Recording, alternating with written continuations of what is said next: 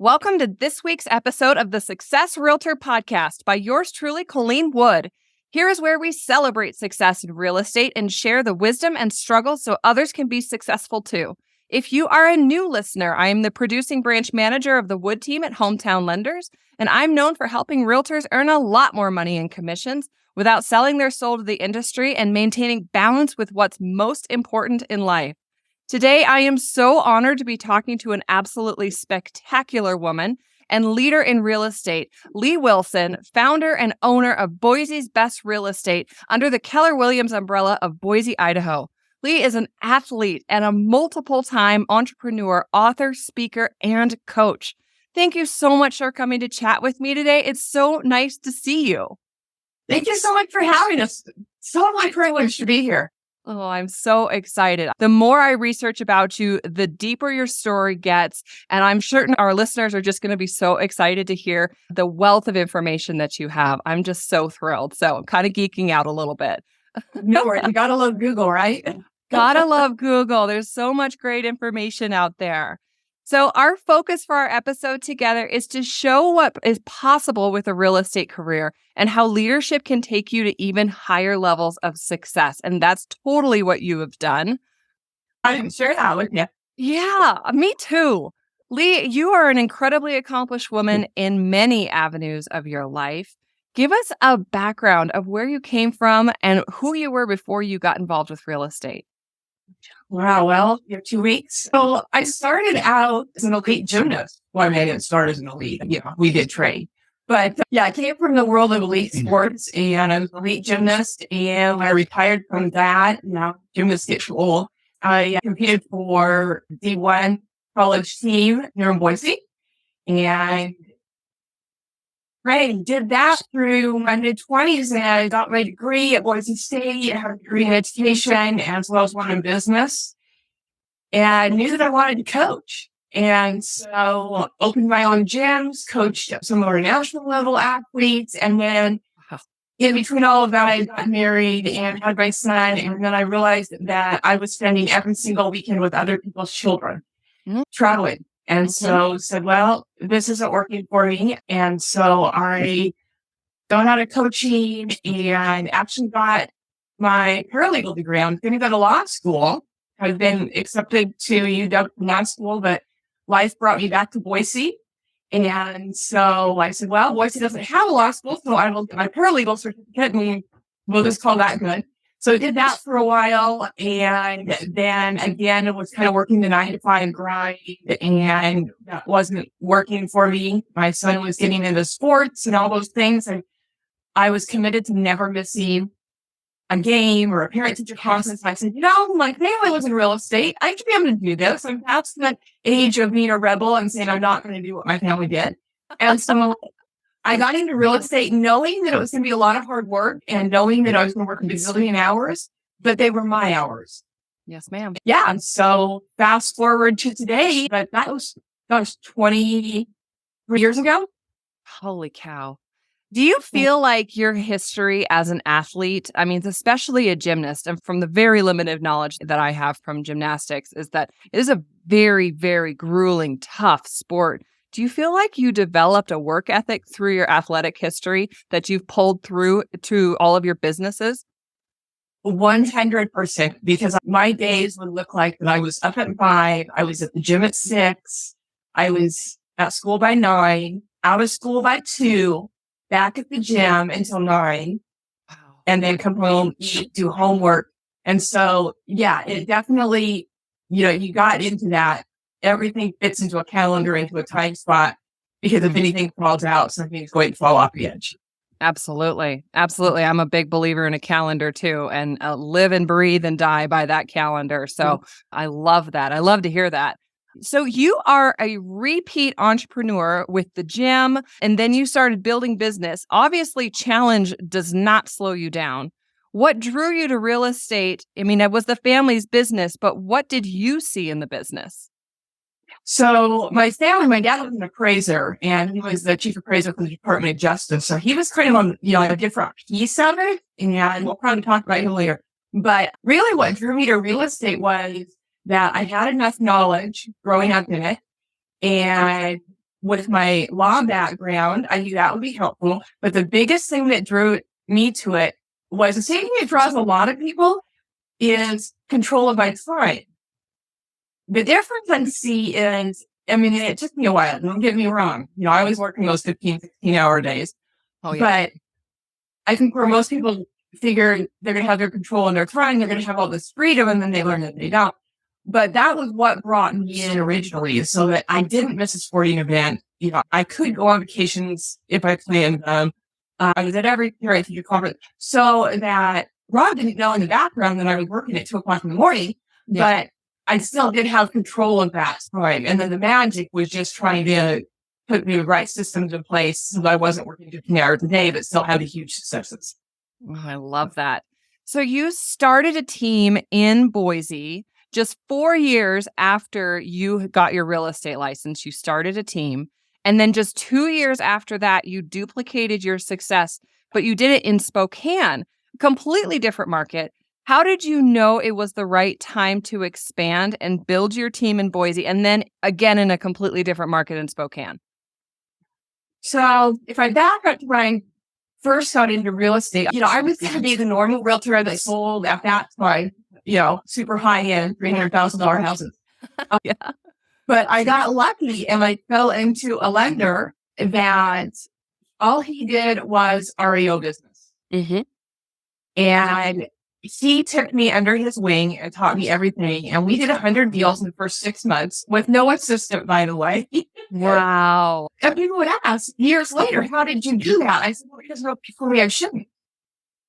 And now looking back on it, knowing what I know now, I'd probably lucky I didn't get sued because, 100 deals in 6 months, no assistant, something had to go crap somewhere. But I guess we knew that at that time, so I got into all the investment side of it. And so we learned all of that. And it was not what I had projected to do, but found out that I loved it because it was all black and white. There was no emotion. Mm-hmm. Either it works or it doesn't work. So if you know anything about Boise, our numbers went, as far as value went, through the roof. And I couldn't make the numbers make sense for my investors anymore. Sure. And at the end of the day, the most important thing is integrity in our business. Yeah. And so I told more investors not to buy property than I had buying property. And that was a problem. And so I wanted to find a market I could take that investor money and do the same thing that we had done in Boise. And so we'd already done it at a high level. We had the systems in place. It was easy to just duplicate it. And the market made sense in Spokane. Yeah. I said it had to be the Northwest. It had to be less than a 2-hour flight. Mm-hmm. And Spokane at that time was about the same size as Boise, university town. So very similar, I thought, and learned later, not so much, but very similar. And so it was really easy for me to just immerse myself in that market. Literally moved there for a month, went and visited every single active listing, did numbers on the charts all over the wall. It was a great time. Oh my God. And so it just made sense. Our team was already on board. They knew what they needed to do to make it happen. The systems were not any different. Mm-hmm. And so we literally made mirror images. And I spent 2 to 4 days a month up in Spokane. And we ended up very quickly being the top 10% of the agents in Spokane on 4 days a month. Well, of course you did. Because you had a system and a plan. Yeah. It was so easy. We just duplicated what we were already doing. It wasn't rocket science. No, but don't you think that there's so many people in the industry, both sides, your side, my side, that people just kind of sit back and wait for business to happen? And you went out there and attacked it. You created the business, you created the market for yourself, and you didn't accept anything less than being in the top 10 on 4 days a week. That's incredible. Yeah, and I think you've got a valid point there. And I do think it's why a lot of people get into real estate, because it's going to be easy and they're going to get rich. Yes. And It's we gonna learned be very easy. quickly that it doesn't happen that way. The phone's never going to stop ringing. Right? All your relatives are going to buy houses. All of them. I mean, and it's so funny because people don't realize, and you don't keep telling people you're in business, you won't remember. I mean, to the point, my ex-business partner, his brother bought a house from somebody else because he forgot his brother was in real estate. So heartbreaking. You cannot be a secret agent. Everyone in your phone, everyone in your contact list, even if you went to high school with them, needs to know that you are a realtor and that you can help them in all 50 states, even if it's just through a referral. That's right. That's incredible. Good for you. I love the charts. I love that you just went there and learned the market. It's just like when you were a gymnast, like you worked at it and you had a systematic approach to get in there and make it real. So and here's the thing. We didn't have Google Maps then. Oh my gosh. I was driving around Spokane with, these icy hills and my big MLS map all highlighted. Oh my goodness. I'm not. Next hire for Leigh is a chauffeur. How cool would that have been? Yeah, I always joke about that because it's like, how much business could we get done if we didn't have to actually? Oh my gosh, I could get so much work if I had a car and a driver. I know. Okay, I'm putting that on the goal list. Yeah. Well, it's definitely going to happen if it's on your goal list. All right. Your son, Rob, is a veteran, and I just met him before we got started, but he's your director of operations. What does he do for you? What tasks have you assigned to him that he helps you with? So Rob's behind the camera today as well, because we're also videoing on our end. So I'm going to let him step in here, and I'm going to let him tell you what he does. Awesome. Come on, Rob. You thought this was a girl thing, but no. No, not a girl thing, for sure. Hi, Rob. Hey. So my job has changed massively. When I first got out of the military in 2015, I think my stepdad at the time had said, well, why doesn't Rob work for your team now that he's home? And I don't know who got it out first. I think she said, I had never hired him. And I turned around real quick and said, I've never worked for her. Lo and behold, that was 8 years ago. Mm-hmm. We talked about the 30 days. Yeah. So I was on what they call terminal leave in the military. It's when you have leave built up, you already got out, they send you home, you're still getting paid, but you're just finishing out. I had like 60 days of leave, 90 days of leave, something like that. And she said, all right, let's do this, but you're working for me for free for 30 days. No hard, no foul at the end if we hate each other, walk away. Yeah. She goes right to the point, doesn't she? She doesn't mince words. Mm-hmm. Oh, yeah. No, not at all. And I've learned that I have that same gift. Mm-hmm. It is a gift. And so worked for 30 days, really got brought in. These guys were trying to build a team bigger here in Boise again. And one of my attributes was I was in civil engineering in the Air Force, and I was just running a shop with 40 guys. So managing a team and daily tasks and those kind of things, that is second nature to me. I had a lot of awesome leadership training in the Air Force before I came out of the team.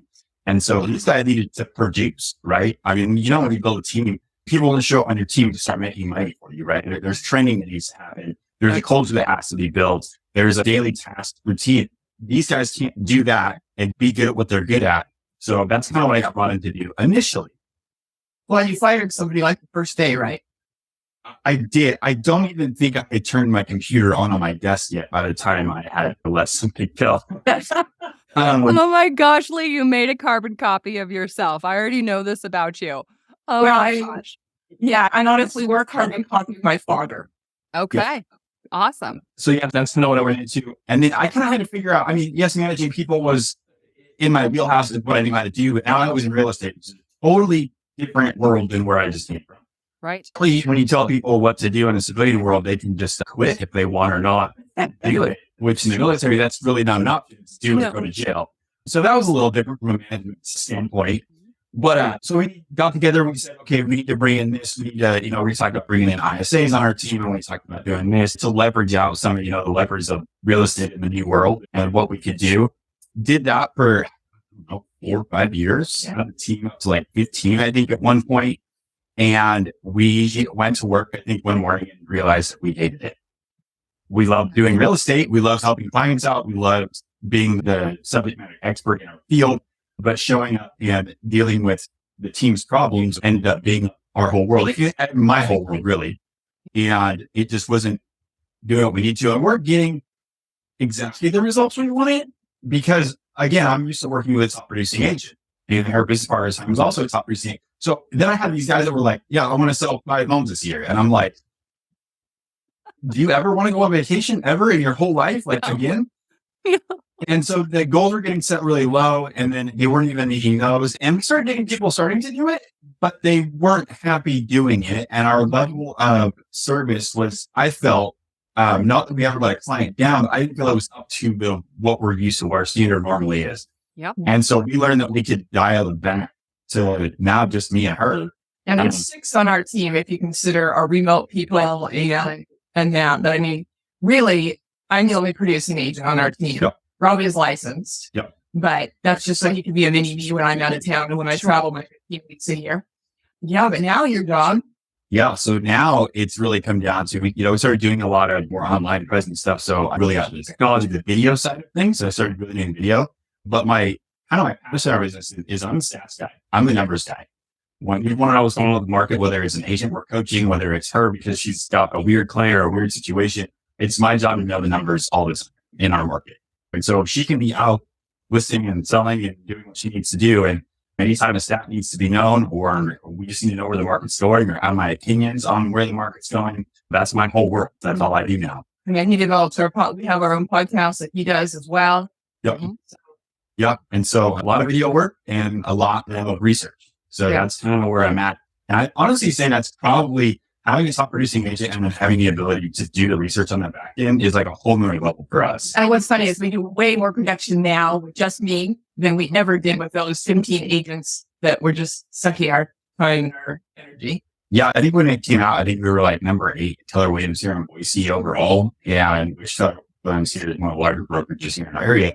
And what was crazy for us was, I mean, we knew we were always in the top producing agents, but when we looked at others, we were like, wait a second, we have got to be the smallest team by like 20 people on that top 10 list, like easily. Mm-hmm. And that was kind of opening for us. And we were kind of like, okay, this does work. This does make sense. If you can do this. If you work efficiently and smart, put people in the right places, it can work without having these massive teams. Well, and then we've been able to open another business in the last 2 years, which is really, I mean, tons of online courses and stuff. So he does all the video and editing for that. So, and then of course he does whatever I need him to do. I'll circle back to that because there's a strong direction to take that one too. I just want to echo what you're saying and just validate that me too. I had a humongous team. I had 13 people on my team, and the whole idea behind it was to do more. And we did a lot. We did, $100 million for 276 units. And that was awesome. But the amount of time that I spent people managing and not being in my highest and best use, which I was the producer of that team. I had some lower producing loan officers, but I couldn't get them fired up to do the things that it took in order to build the business that I had built. Even though I was giving them the keys to the castle, they just wouldn't do it. And it's so frustrating. It's so frustrating because it feels like you've given them a gift and they don't see it. And so I did the same thing. Like I whittled down, we're down to 3 people, and we are more productive and more successful with just the key core producers that know how to do their job, know how to hustle. And I will never, ever go back to that big team, ever, which is sad. Yeah. And one of the things that we learned, or I have learned, I don't know if you find it, but that I have learned is there's a place for those people and it's okay. Whereas before, literally, when I had 15 people and they were doing what we thought they should be doing, I couldn't understand that. Mm-hmm. And I just couldn't understand how they felt like they had value in there and were growing it. I mean, I was really a horrible person. And now I go, everybody has a different journey. Yep. It's their journey. Mm-hmm. And so they need to go do that. And it's not my place to tell them whether it's wrong or right. It's just my place to say whether you're fit in our environment. Yeah, well, we always say there's not a bad employee. You just have employees in the wrong positions. Mm-hmm. Exactly. Yeah. Well, it's like I always envision, and I always used to say it to the team at the time, but now I look at it differently, is I used to say, if you're not in the boat, rowing the boat in the same direction, or if you're drilling holes in my boat, you need to get out. And now it's certain boats go at different speeds. And you just have to have the same kind of people in the boat that are wanting to go that speed. And then other people can be in the other boat and they're really, really happy doing 5 closings a year. Oh my gosh, I would starve to death. Right? But I mean, some people just don't want to do what we do and they don't want to live with the intensity that we live. And that's okay. So we need lower producing agents too. If we were all high producing, it wouldn't be as much fun. We'll say that. And you know what? I'm not going to lie. There's been days that I wish I was that person in that slow boat that was happy doing 5 deals a year. But you're not. It's not going to happen. Not going to happen. Oh my gosh. So, Rob, how is it working for such a powerhouse like your mom?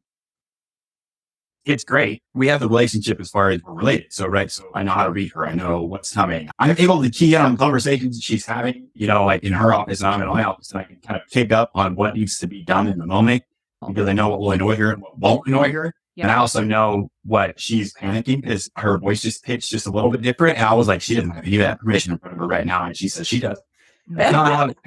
And so I'm scrambling in the background. I'm like, okay, we had to do this. And she goes, oh, there it is. I think that just comes from, I was obviously raised there, right? And now we work together well. So I'm able to kind of key on those things. So it works because when we hire somebody, they come in, or even when we coach people, they come in and they're, wow, how do you guys do what we do? And, what they don't realize is, yes, we have our stuff together and we know that, but their stuff, it's always a hot mess all the time, even at our level. Mm-hmm. And I think people are shocked to hear that. Like, I'm like, no, it doesn't get, yes, there's certain aspects that get easier, but the whole operation doesn't get any easier. Mm-hmm. You just get better at handling the fires. Mm-hmm. And you're growing all the time. You're creating fires. We're breaking stuff constantly. People are always like, how do you do what you do? And it's like, what we did 2 years ago, I can explain what we're doing today. We're finalizing our PSs like everybody else. We just are better at doing it and faster at learning. And our team works really well together. So I think that's the key to working with her is that I know that about our team and I know what we're trying to get to and where we're trying to go. And I think a lot of people just look at us from the outside and go, man, they just have it together. And we're like, yeah, every day we come in, news is great. It's sunny in our world every day. And it's like, no, it's not. That's how we work. But working for her, I think, is definitely giving me the opportunity to see it done right. Yeah. And the other thing is she's constantly learning. So my first, I don't even know, 8 months in the business, she sent me to every top producing agent on the West Coast, not even the West, really half the United States, to learn how their team works, how they were doing it. You the crasher. I broke into a Gary Keller private meeting basically with like 30 agents because we're all doing expansion teams. I wasn't invited. I didn't have a thing. She was. And then I was like, all right, well, I'm just going to go in here. And then one of the other top producing agents that I just had a class with was like, just get in there. Just get in there. So you got you enough to pay the class talking with Gary. And I'm like, this opportunity to talk to one of the most successful people and most influential people in real estate. I got to have a conversation. So now I don't even have a ticket to this thing. And now I'm sitting in front of everybody talking to Gary Keller. And I'm going, I'm an idiot. I don't know what I'm doing. So I think, that was my first 8 months of the business. These guys wanted me to help run a team. So it was like, all right, then you need to go learn from the best. And that's what I got to do. So that was kind of a fortunate thing. So that's the difference between working with somebody that has those connections, that has a business. But she was like, no, you're not going to go fumble through like I did. You're going to go learn from the best of the best right now from the get-go because we can get in those doors now. And so that's what I would do. And that's why I became SAP Stack, because I learned that's the one thing that all the top producing agents know. They know their market. The inside and out. Wow. I feel like that needs to be repeated. That's the difference between a top agent and a not so top agent, is that the top agents know their market. They know the numbers of their market. That was incredible. That's so true. You absolutely have to know your market inside and out. It seems to be the one thing that we coach to our agents that are still learning the business and that they still don't get. It's the hardest thing to get them. We say, just go learn the numbers, learn the market. But I have to design this business card, and I have to. No, you need some cards. Yeah, how many times have we sit down with agents and I'm like, okay, so what are the top 3 articles on Google right now for the real estate market? Do you know what they are? Well, no, I have no idea what they are. Well, that's what your clients are reading right now. Yes. And if you don't have the objection handlers handle those conversations when they ask you, you don't know what they're about. And so it's not just numbers; it's literally what are people being told about the market. Right. Whether it's true or not. Right. Usually it's not. Yeah, most of the time it's not, or it's convoluted, or it's not the whole truth. Yeah. And we have to be able to be prepared to respond to those concerns in an educated way that is confident and helps people get to their goal. So that's why we did our podcast, because our podcast basically addresses all those news articles. Yep. All right, you guys. Well, I wanted to just touch on this too, is that you mentioned problems, and a lot of people are worried about being a higher producing agent or lender because they know that with more files comes more problems. And I think that what you guys have really nailed down is how to, number one, identify the problems. Number two, how to come up with a solution quickly. And number three, how to implement the solution. And then number four, how to learn from it so you know what to do next time. And that's the biggest thing. I mean, this industry, we just learn every single day. We're learning all the time. New problems come up all the time, but how do we attack them? How do we fix them as quick as we possibly can? So, yeah. Well, it's like anything else. The more you practice, if you only close 5 deals a year, you don't get practice in a whole lot of fires. Yep. The more you do, the better you get. And every deal is different. Yep. Every deal is different. I love it. What I love is that I have absolutely, when you look at my MLS, I don't have any deals. And so we have agents all the time. I talk to you like, you haven't closed anything. And I was like, yeah, but I was part of 40 transactions last year. Yeah. And well, they're like, oh. More agents should humble themselves to be an assistant to a great agent so that they can learn how to do business with agents that are actually doing business. He flat out told me when he came on, I will not list your stuff. I don't like people. I'm not listing or selling. Well, that's good that he knows that. That's good that he knows that right from the beginning, because there's a lot of people that fumble around that really shouldn't be. Yeah, I ended up getting a real estate license literally because it was inconvenient for me not to have it. It was becoming more of a nuisance. I didn't have one. Yeah. So I was like, fine, I'll go to real estate school. But don't make me sell real estate. Right. Yeah. But truth be told, when I'm out of town and he, as you've seen, he is a shadow of me, he does an amazing job with our clients. Obviously. Don't tell anybody. Yes, obviously does. That's so awesome. What a gift. Okay, so Leigh, you are an author of several books that guide buyers and sellers through what can be a really difficult process. Like, as busy as you are, now you just decided now you're going to be an author as well. What drew you to being an author? Basically, having those resources helps our clients shortcut to a better result. Mm-hmm. It was a great way to be able to give them something. And now, I'm not going to lie, it's a great marketing tool. Yeah. It puts our knowledge out there without them feeling like I have to med all over them. Mm-hmm. But it gives them some really great resources because there's a lot of questions that they have. They don't even know what to ask. Right. So if they can have some information up front, they're like, oh, yeah, I didn't even think about that. Mm-hmm. Where on a one-on-one, we're going to address their most immediate need, their home, whether it's selling or buying, whatever it is. But we may not be able to dig deep in that 1 or 2 hour consultation. Right. So they can take this time, process these things. And so I just think it was important from an education standpoint to give people more. Yes. I mean, because like you said, they don't even know what questions to ask. They've never done it before. And so if you're providing them with the information up front and things like what you need to know about an escrow account, what you need to know about homeowners insurance, how many insurance agents, unfortunately, are not even explaining their product, that people don't understand what the coverage is for, the fact that you pay up front for a year and then what that looks like moving forward. I love that you've done that. But how did you discipline yourself enough time to allow for writing when you're so busy in real estate? I mean, every hour of your waking day could be consumed by a client. So when did you write? So I have been coached by some of the most amazing people literally in the world. I've been coached by Gary. I've been coached by the owner of our market center as well as the LA region, Brendan Burchard. So I mean, those people have taught me systems and ways to have an amazing high-producing business and an amazing life, which is what made us start Focus Forward Business Design. And so I'm going to have to say systems is what allowed me to be able to do what we wanted to do and put out those books and put out those additional things and start another business. We put out a book for sale by owner to teach people how to sell their house for sale by owner. And people go, why would you give that to people? Because they're going to read the book and it's going to scare the hell out of them. I saw that a title of one of your books and I was like, holy cow, this woman is brave. That's amazing. I mean, that you're comfortable in your position in your market when you can put out a book talking about for sale by owner. But you're right. It does scare people. It's not as easy as they think it should be. And you're putting all this information out there. These are all the responsibilities that you're going to have because you don't have a realtor. And it just shows that we are transparent. Yeah. We are integrity-based. There are times that it's okay and it may be right to sell your own home. Yeah. I'm not going to argue that. No. Absolutely. And I'm going to be the first one there to say, use this as a resource. Yes. Yes. Any plans for any new books coming up? Yes. Well, we've got 2 courses that are in the works right now. I think, Rob, we just finished one.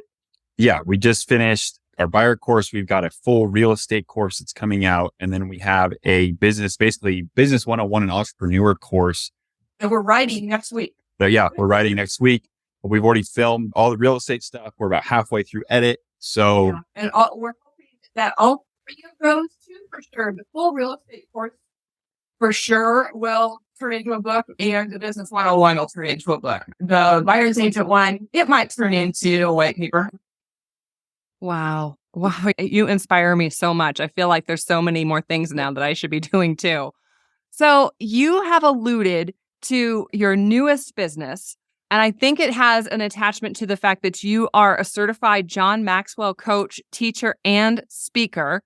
How did you get introduced to John, and what does it look like with your new business? Tell me all about it.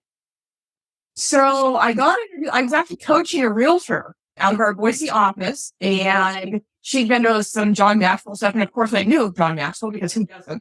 Yeah. And she said, well, he's got a program where you can become a creative speaker coach. I'm like, really? And so I went to a 2 or 3 day thing and just absorbed everything and went, yeah, this is super cool. So got that certification. And honestly, I didn't really use it. I really wanted it more for my own in-house coaching on leadership. Sure.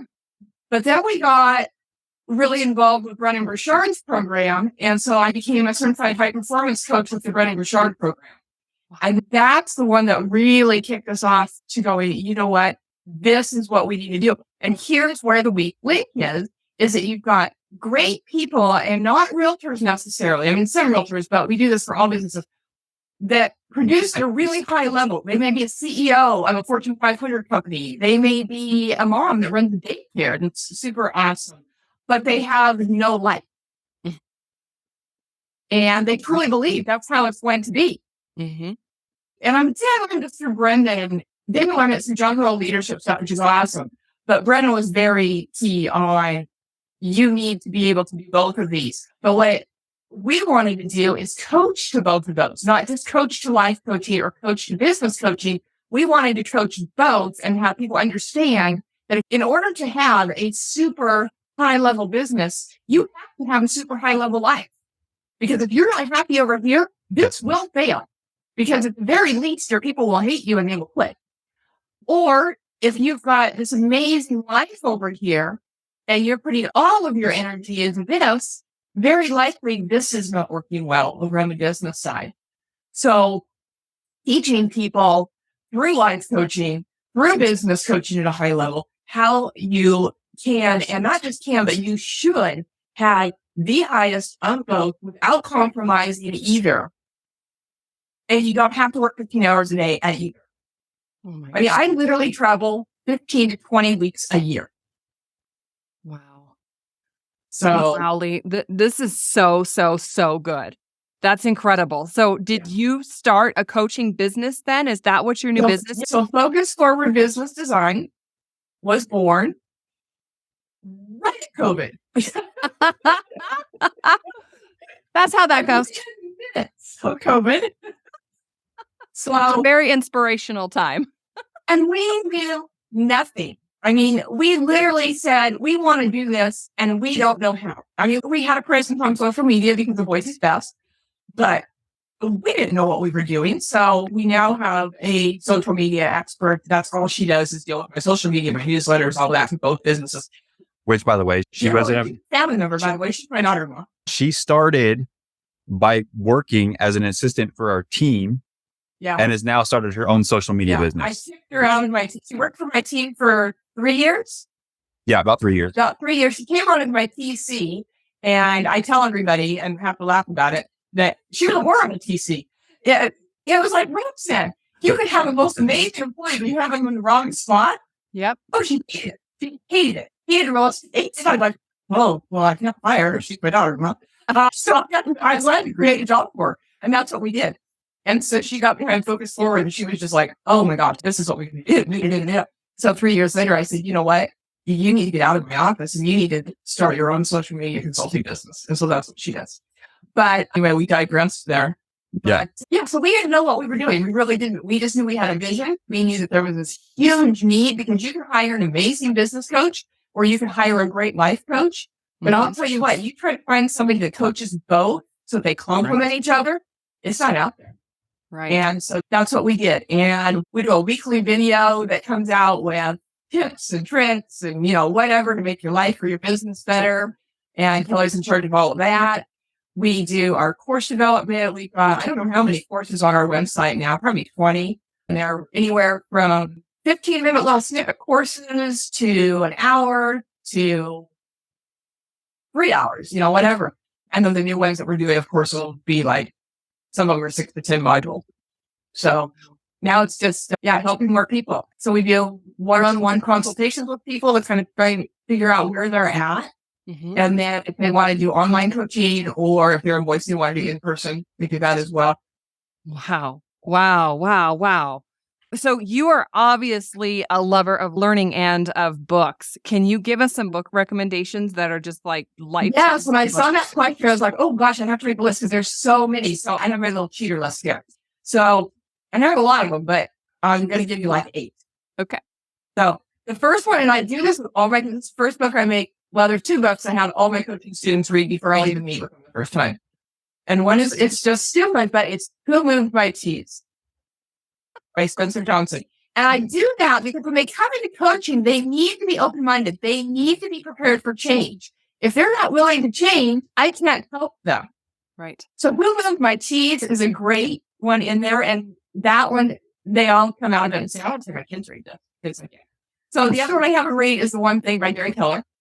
So that they can learn that if they focus on just one thing and 50 things at a time, our level of success is going to be exponential. It's just going to go through the sky. Yeah. And it's funny. Some of the books on my list, everybody has, you're going to, real rich and, all this stuff. Mine are a little bit off. Don't sweat the small stuff. Mm-hmm. There's a 3-series book and a 3-series set by Richard Carlson. Don't sweat the small stuff. Again, it's great bathtub reading. Failing Forward by John Maxwell. Mm-hmm. Small book, easy read, right to the point, which he's got so many books out there. Sometimes it's hard to know where to start. That's a very small one. Oh, this one. Making Money is Telling Your Business. This was given to me. I just discovered this book maybe 6 months ago. A friend of mine, it's a operations manager or team owner in Austin, Texas of Keller Williams. She sent this to me and it really talks about the balance of personal and business. And I was like, oh my God, there's a book out there about this. And so she sent that to me as a gift. And I thought that was incredible. The next one, High Performance Habits by Brendon Burchard. Yeah. This is like an operations manual. You literally read it through, don't do anything. Then you read it, start taking notes, and then you do it. And it changed our feeling. Wow. I would probably move that to number 1 if I needed an operations manual. Wow. And then my last 2, and you're probably going to go, I can't believe you should put these on your list. And there is great life lessons in these. Charlotte's Web. Yep.